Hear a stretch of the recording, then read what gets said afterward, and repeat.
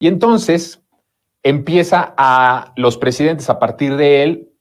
de Vicente Fox, a manejar el presupuesto a su antojo. Casi como un hecho de facto, lo que hizo Vicente Fox y aprovechó muy bien, ahorita vamos a ese tema, aprovechó muy bien Felipe Calderón, pero de facto lo que hacía Vicente Fox fue anular al legislativo en su mandato constitucional y legal de autorizar el presupuesto de ingresos y el presupuesto de egresos, que es una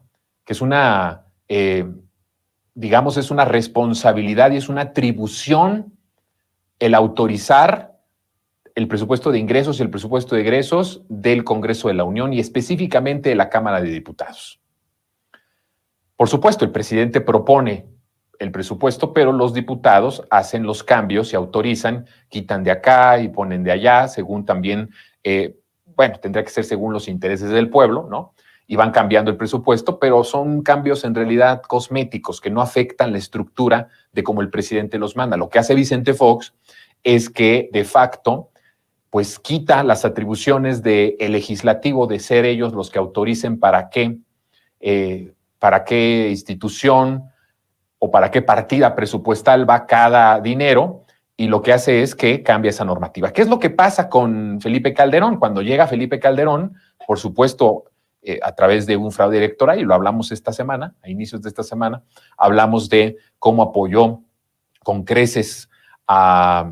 los que patrocinaron desde el poder oligárquico el fraude electoral, y evidentemente que hubo mucha entrega de dinero, no solo a través de los impuestos o de la devolución de los impuestos,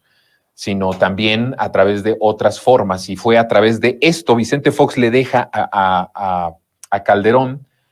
esta cuestión del manejo a su antojo del presupuesto. Y podemos ver que, por ejemplo, desde que inició su sexenio, empezó a entregar dinero y a desviar recursos a su antojo. Muchos de ellos fueron incluso en materia en donde se requería el presupuesto, que uno podrá decir, bueno, está quitándole recursos a esto que se había designado para entregárselo a algo que se necesitaba. Por ejemplo, cuando sucede este crimen en la guardería ABC y cuando él mismo provoca la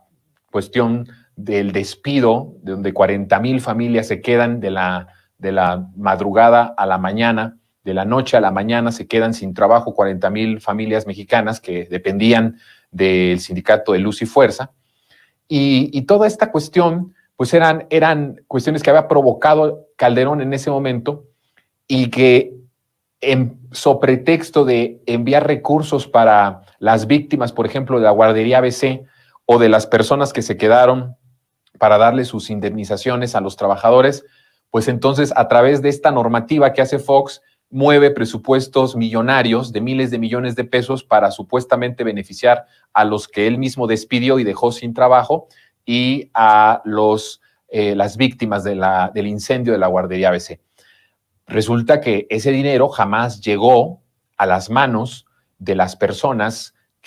para las cuales fueron supuestamente cambiadas, ¿no? O sea, lo que hizo Calderón fue decir, agarro esta cantidad de dinero de esta corrida presupuestaria y la voy a asignar a las víctimas de la guardería ABC. Pues el dinero jamás llegó a las víctimas de la guardería ABC y tampoco llegó a los trabajadores de Luz y Fuerza.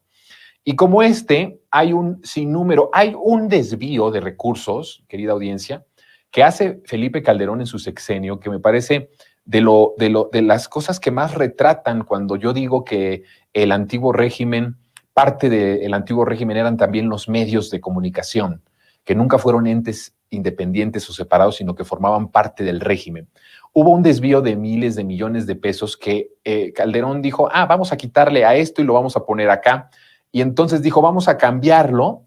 a la promoción turística. Vamos a hacer una campaña de turismo y vamos entonces a quitarle presupuesto totalmente ilegal. Hasta antes de Fox esto no se podía hacer. Entonces decide Calderón hacer lo propio, lo cambia, y el dinero de los miles de millones de pesos que iban a ser supuestamente para la promoción de la cuestión turística de nuestro país, termina en manos de las televisoras, termina en manos de las cadenas de televisión y de las cadenas de radiodifusión,